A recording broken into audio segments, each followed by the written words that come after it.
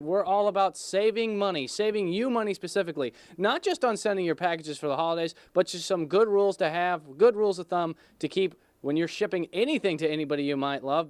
Bill, we're here at Office Supply Source. What's some of these tips that people can go ahead and keep that money in their wallets? Well, people always got to remember that the bigger the box, the more it's going to cost to ship. So keep as small a box as you can. The second thing is if you're shipping something like a comforter or clothes, take all the air out of the comforter so you can use a smaller box. So really condense everything as small as possible. Right. The smaller the box, the better off you are. The other thing is when you do ship a box, make sure to mark it clearly. We have some labels here that show the type of things that we can do. Mm-hmm.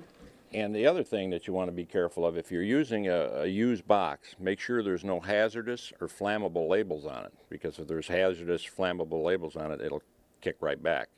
Now, you said you want to be able to use a small box as possible, but if you're sending something that's especially small, there are risks in that as well. Right, because if you ship something really small like a piece of jewelry, if anything's going to get lost, it's going to be that. And the second thing is the label's going to be way bigger than the box, so you should put that in a bigger box.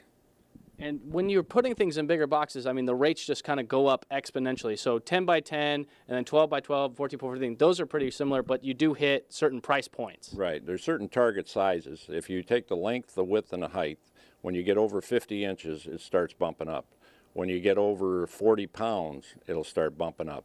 It's not a steady progression. It's just like a jump.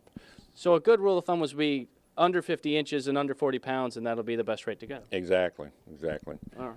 Well, that's your setup there. Save some money that way. We've got some more tips coming up in just a little bit, all specifically geared to, you guessed it, Christmas present shipping. You want to make sure you get that done as soon as possible because it's going to get pretty costly in just a little bit. Back to you guys in the studio. Hey, Joe, I've got one question for you, and it pertains to all procrastinators like me. When is the last day to be able to ship to get it there in time for Christmas?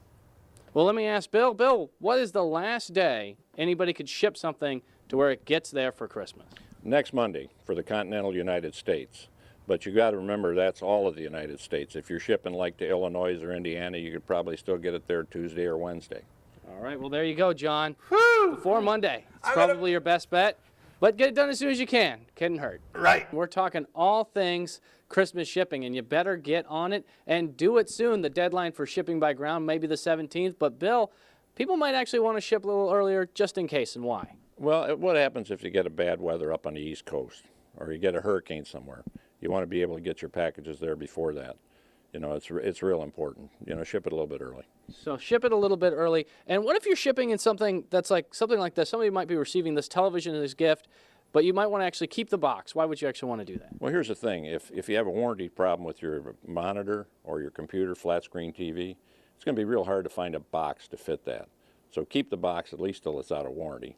And that way, if you have to send it back, you got a box that fits.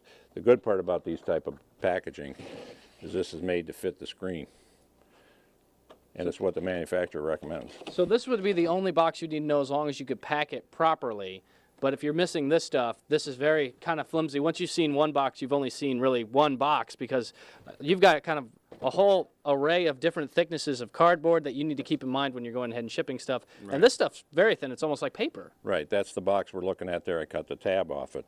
Then they have single corrugated, single wall corrugated, double wall corrugated, as you can see. And all the way up to triple wall corrugated. And this is practically like a wood plank almost. Right. It's very, very strong.